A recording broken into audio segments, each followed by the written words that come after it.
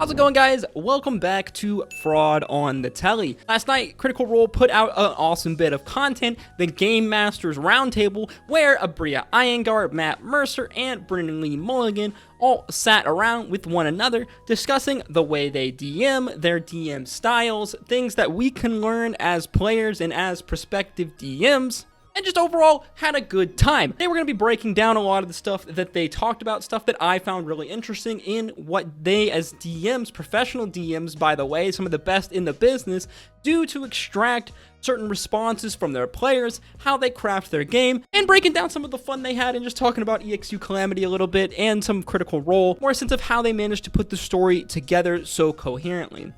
As always, if you enjoyed the video and learned something new, make sure you like, comment, and subscribe. Don't forget to check out our Critical Role lore breakdown series, such as videos like Who Are the Prime Deities and the Betrayer Gods Explained. We got a Vestiges of the Divergence video out tomorrow, so don't forget to check that out. But let's get right into it. So one of the most interesting things that I found listening to these three amazing DMs talk was just kind of the breakdown of each other, of their different DM styles, and how they learn, from each other. It's very interesting because a lot of what they do is very different than from what I do or the normal average Dungeons & Dragons player or DM does, because our games are not streamed to thousands of people. When I play in a game or when I run a game, there's usually not a time limit on the story. We meet whenever we can meet, and then the story goes on from there. Now, if you watched my Is EXU Calamity scripted video, some of the stuff that we're going to talk about is going to sound a little bit familiar, but somehow I accurately broke down how Brennan drives these certain player responses and with his DM style.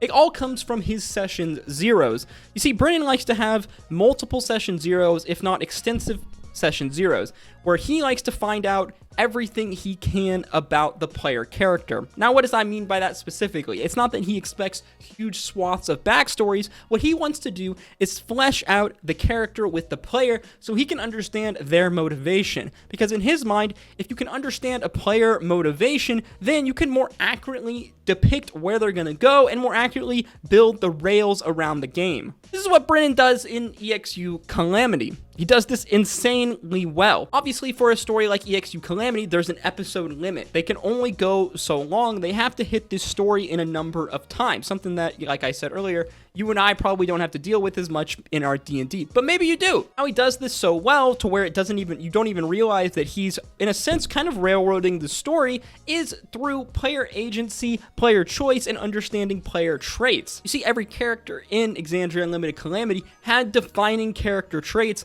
that would push them with their decision making. It's very obvious. We can talk about some of this without giving away spoilers. For example, Aabria's character Laren was driven by her ambition. This is what her overarching character thing. Her ambition is what drove her to make decisions on what she did. Now, Brennan knows this, so when he presents choices to her, big major plot choices, he can do this in a way where he knows how she's going to respond by, one, the way he phrases things coming to her, because he can present information to her, and then in a way where this is how her character would interpret it, because he knows that it's her ambition that drives her character. Does that make sense? Obviously, this is probably a little bit harder for you and I in our average games because I don't play with any professional actors, but it's definitely something you can do, especially if you have players with fleshed out backstories. For example, if you have a paladin or a cleric, for instance, that you know will always defend innocence over anything, that is their primary motivation, when presenting them with plot hooks or, intense choices, you can help manipulate how the party, or at least how this player will respond by giving them the thing that they obviously want. Brennan, Matt, and Aabria as well talk about kind of the role as a storyteller in a D&D game. You see, a lot of people, me included for a long time, you think of the DM or the game master as a sense of hierarchy over the players. It's their gift to the players, it's their story they craft that the players play in, but in reality, in a lot of sense, that's not exactly how D&D works. It's a cohesive storytelling vehicle. Brennan describes it this kind of Greek chorus that they used to do in Greek plays. The chorus were the ones that kind of were the narrators, in a sense, overall, that kind of, push the story along. This is, in a sense, what the DM is, at least in Brennan's eyes. He believes that players want two things. One, they want to be fully as immersed as possible and solve whatever it is they need to solve as fast as possible, as that's what the character would do. And then Overside, they have their OOC, out of character feelings of, I want this game to take as long as possible. Now, these two things constantly battle with one another, and it's Brennan's job as the DM, at least what he believes, to satisfy both of these player needs. He says that players are like water, they go downhill fast, seeking the path of least resistance. So in his mind, what he wants to give the player is that descent down the hill as fast as possible, but in a convoluted kind of zigzaggy way that's also satisfying as a storyteller. Obviously, we as players want our characters to go through arcs because that's the fun part of roleplay. As well, the three DMs here said something that was really interesting to me. Brennan talks about him as a DM not really being a storyteller. He's more improvising and reacting to what the players give him, using a big bag of story tropes. Obviously, that's super impressive because I'd say the average GM, improv is probably the thing that they struggle with the most. When players present us with decisions and things that we don't plan for, which happens every single time, you gotta be quick with it. Like he says, if you have a kind of a bag of tropes that you can use, as well as ways to hook the characters in, specifically with their backstories, you can really progress the story in kind of a natural way, even if given curveballs. Something as well that the group talked about that I found really interesting is something that Aabria does that I, as well as Brennan, had never really seen any DMs do. It's the what you don't see moment. You see, Aabria has a very cinematic, movie-esque style of DMing. It's a lot different from Matt and Brennan's. Personally, I like a lot of it, seeing as I love movies, I love stories like that. It's very relatable, as we all very used to kind of 3-act movie stories at this point, because, you know, if you watch movies or TVs at all, you're gonna get hit with it. Aabria loves to do this thing where she has a player roll some kind of a check. Regardless of what, you know, they succeed or not, she gives them the correspondent information, but then she'll say, this is what you don't see. A lot of times, this has basically nothing to do with how the player character rolled. They could roll a nat 20, get all of the information that was presented, but then there's this whole other thing that happens off screen. Basically, she's acknowledging the audience and giving us this little look behind the screen. It's like in a movie where you get a glimpse of kind of what the bad guy is doing or like what side characters are doing, but the main character doesn't have any idea of that, what's going on. It's for the audience. Now, you can do this as a DM with your players. You don't need to play in front of an audience to make this happen, because at the end of the day, your players, as much as they are players, are also your audience as well. Now, there's a little bit of trust here because you don't want your players to meta, but I think it makes for really cool experiences when you can be like, oh yes, now what you don't see is in the woods 100 yards off from you, 3 elves scuffling over a magical blade, things like that. You know what I mean? Maybe not that specifically, because you know your players would go get that, but things kind of in that nature. It helps immerse your players and build this really cool environment around them, which at the end of the day, I think is all that we're trying to do as dungeon masters. We want to make the most immersive experience possible for your players, because I've always viewed D&D, it's a shared storytelling gift. When I DM for someone, this is my gift to them. I want them to enjoy it. I want them to have fun. This as well loops back to our Session 0 thing.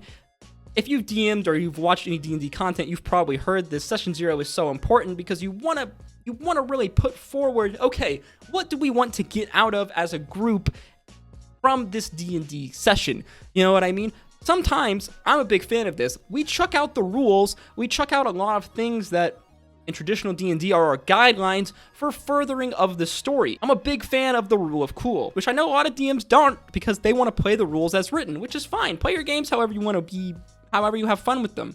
Personally, I love this idea of putting the story first, putting your players' wants and needs first. Obviously, within reason, you know, you don't want to have one player's story just dominating the whole entire campaign. As well, I find it really interesting, all of their different takes on backstory. Obviously, we know Matt loves to include backstory in his D&D campaigns, which is something that I personally love, and I didn't really experience from my D&D experiences before I started watching Critical Role all those years ago. Brennan as well talks about, as a DM, you know, you want to use your time efficiently, especially guys like this because they're pros, but for the normal people as well. So that's why he says whenever he's presented with extensive backstory from a player, he makes sure to make note of it, because for him, these are plot hooks that your players will bite on every time, which personally, let me tell you, is the truth. Say you're running some kind of a module and you're worried that the players won't really relate to the campaign hook that's within the campaign guide.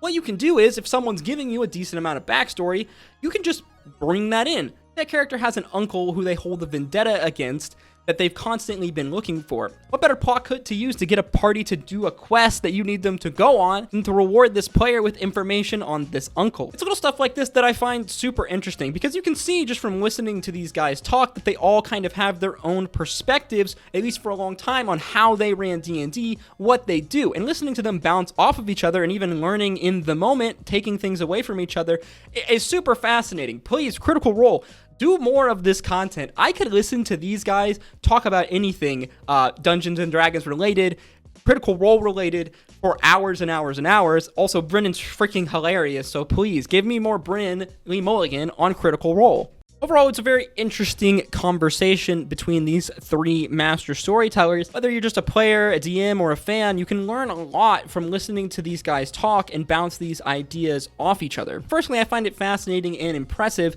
how Brennan is able to improv so much of a story and story beats on the go, but I guess that's just the difference between mortals and gods, isn't it? I highly recommend that you go watch it either on the Twitch VOD or on YouTube whenever it pops up, because it was super interesting, super entertaining, because like I said, these guys are hilarious. As well, I really think the idea of player agency versus railroading is a very interesting discussion, you know, one that obviously we talked about in our EXU Calamity scripted video, and we've talked about it several other times when talking about EXU Calamity. But I really do think that there is a fine line that you can ride there, especially when there's a certain type of story that you want to be told. Especially if you come together with your players and say, look, this is the story we're going to be telling, guys. Like, this is what's gonna happen here in broad strokes. It's gonna feel way less like you're taking away player agency, when at the end of the day, the players are the ones that are ultimately carving the road for how you get to this eventual end that you want to get to.